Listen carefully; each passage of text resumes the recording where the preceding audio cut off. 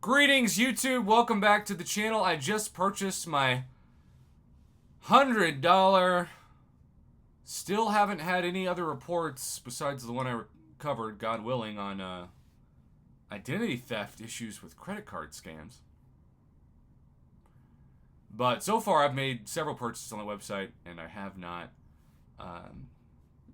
knock on wood, run into any issues with my credit card purchases, but it doesn't mean that other people haven't.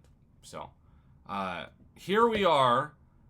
I like the 100 market points. Part of me feels like in the next one, I will, because it's just 2 more crystals. Now, here's the question, though. It was not a good deal. I think it was much better to get the 30% greater champion boost than the 2 extra crystals when it was 4 to 6 stars. But now that it's 4 to 7 stars, I should say. But now that it's 5 to 7 stars, I actually think the drop rates are better. We'll see. This is good data to see how many, if any, more 7 stars we get. Because I normally don't get a single 7 star from these, or a 6 star.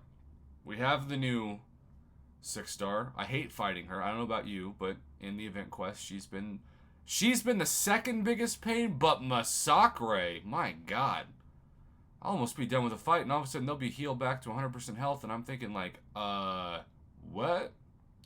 I think I understood the nodes, and I did not. All right, we're gonna open 6 now, and 6 tonight. The front half is now, the back half is tonight, and let's have some fun. Kind of wish that the level up event for Paragon and Valiant players had held on a little bit longer, but I got the top 10% of that event, so maybe I should. I don't know. All right.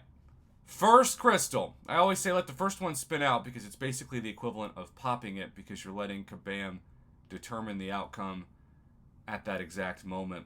But, of course, you still see, well, a variety of shady things in the reel when it slows down. Hey, it is the sub-featured 5-star. Somebody that I just grinded for to awaken, I believe, in the arena. And she is now SIG 40 indeed. Well, I mean, technically, that's a featured or sub-featured champ. And these crystals, like, that champion is so good that if you could not afford the cash to buy her early access bundle, I'm sure it'll be back like Onslaught is this week, eventually. But also, you're going to want to go for these crystals where technically, as the sub-featured champ, she should be easier to get than when she's the featured champ. That's not confirmed publicly odds-wise, but the data on this channel for about 6 years has absolutely recommended that, and I think the data on other channels before I even started this MCOC channel would also reflect that. So, good to know. All right, here we go. And that would be amazing, but you knew I had no hope whatsoever for a 7-star photon. All right, we got 4 crystals left. Now, the first one was, those are the 2 bonus crystals. We'll just call it that. The first one was pretty good. Second one, more of a tease. Let's fast tap it here. Comeback. The 6 and the 7-star in the reel, that is just torture for a 5-star. You've got the 6 and the 7-star, and you don't see him close. Obviously, that is Kabam's reel at its finest. Well, I hate to tell you this, but the best luck we've had so far is just letting this crystal do its thing. And my brother Prof Box, shout out. He is Team Pop yesterday, Team Pop today, Team Pop tomorrow, Team Pop for the win. But he did say that he needs, if he's spinning it out, to spin it out. If he's spinning, spin it out. Because then there's no human intervention, no free will that's changing the outcome that occurs the minute the crystal is tapped. And we collected autographed sports cards and still do to a certain extent growing up. And it's like open up a crystal is open up a pack of cards. Loot boxes. Autograph cards, non-autograph cards, any kind of trading cards, Pokemon cards are loot boxes. You know, it's all a form of gambling. Still no 6 stars. And this is my problem with these crystals.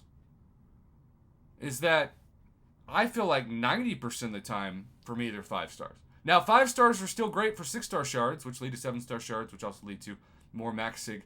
6 stars leading to more max sig crystals, leading more 6-star awakening gems and 7-star shards and all that. And I did record a video on that and how much that's impacted my own luck, because I've pulled this week back-to-back 6-star awakening gems from max sig crystals, because I have way more 6 stars now that are max sig after Omega days. I opened way more crystals than usual. I opened like a year's worth of crystals during that. And so the outcome is just more max sig 6 stars and more 7 stars. So it all changes. And hey, we finally got our first 6 star, and that is, speaking of max sig, a max sig 6 star. So we will open that. And in the spirit of that, let's fast tap the last one. Again, we'll save the other 6 for tonight. Can we go back-to-back 6 stars? We can. So no 7 stars. The back half does have a chance to win. And that guy was like Sig 40, it felt like yesterday. He's now Sig 160, so he'll be max Sig before no time. And we'll end it. Save those 6 for tonight. We team popped the last one. It got an Awakening Gem. This time we just got some 7-star shards. Well, that was awesome. Thanks for watching. Really pumped up about this. Have a good one.